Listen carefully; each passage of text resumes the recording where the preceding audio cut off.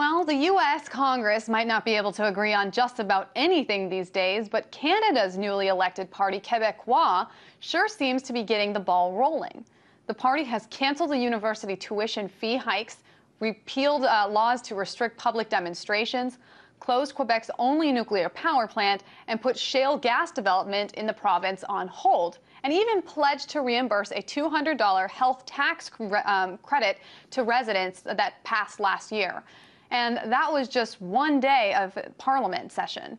So the most astounding part of this is that the PQ party still must build coalitions with other parties in order to pass the legislations. They can't do it by themselves.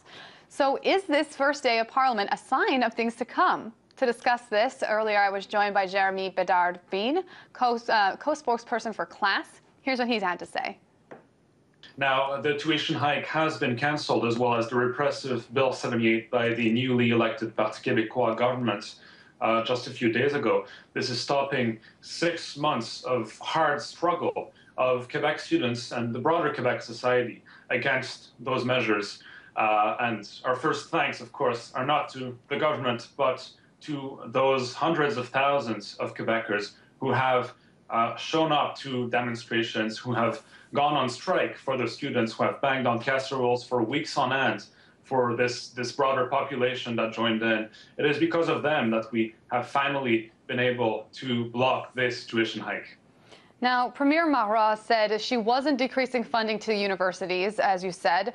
So then where is this money coming from to fund all these things? I mean, we are avoiding tuition hikes here. They're giving back rebate to the health tax, and they're also cutting back on shale gas development. So is the province going to go bankrupt at this rate? Oh, certainly not. It turns out that what we've been saying from the very start, that maintaining a tuition freeze is actually very, very easy by making a few economic choices, has turned out to be true. The new government has announced that it will add 2 taxation levels, additional taxation levels that the previous government had cut down. So this will slightly increase taxation on the richer population of Quebec, and this will allow us, of course, to properly fund those public services. And this counts not only for maintaining a tuition freeze, however Marois wants to maintain it, we'll see, but also maintaining funding to other public services.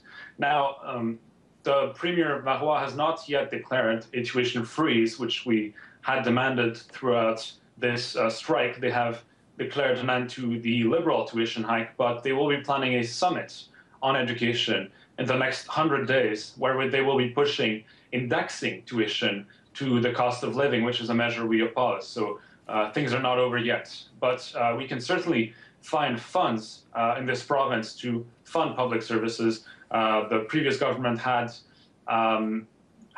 voluntarily cut itself from certain sources of funding, and we hope that those alternative sources of funding will be restored. And I know that the Parti Québécois wants sovereignty, or it is expressed in the past that it wants sovereignty. And critics say that all of these bills that have been passed in just 24 hours is a move towards sovereignty, or at least showing that yes, they want to move in that direction and are willing to take the steps to do it. Can I get your opinion on that? Well, the Parti Québécois does indeed support sovereignty. However, they have said that they would not propose a referendum unless the winning conditions are there. I simply don't think that these are moves towards sovereignty. I think these are political answers to strong social pressure, to strong leverage that we built up during this strike, because our movement was not about only the tuition hike. It was about Bill 78, of course, which directly affected us, but also was about cutbacks to other public services, was about this unrestrained development, economic development that pillages our natural resources. All of these issues were very much discussed throughout the spring, and Marois has no other choice to avoid further mobilization, further popular mobilization, threatening her leadership to follow up on those premises in the very, very early beginnings of her mandate. That's what she's done. I don't think it's a move towards sovereignty. I think it's an answer to our social movements. And we know Premier Marois is going to meet with Canadian Prime Minister Stephen Harper next month. What can we expect out of that? Well, time will tell. I expect Harper to be rather disappointed by the measures, the progressive measures that Marois is now putting into practice. Harper's government, of course, sponsors the very same neoliberal politics that Premier Charest here for 9 years sponsored. Of course, the fact that Marois is responding to political pressure in Quebec may very well threaten Stephen Harper as he faces at the national level a sudden resurgence of social movements inspired perhaps by ours against these neoliberal measures that he sponsors. And of course, the fact that the Quebec population has chosen once again to choose a government fundamentally different than the rest of Canada may very well threaten the grasp of neoliberal politics on this country as a whole in the long run. And we know the student movement has seemed to have paralyzed the Liberal Party and boosted the PQ to power. This, of course, is among other things. Is this an example that the protest movements are making their way to Parliament, or is it bigger than that? I think we are building a counterpower in the long term, a counterpower that will hold these governments accountable, that will be able to push for reforms. And I think this victory here of the student movement and of other social movements prove that this can be done again.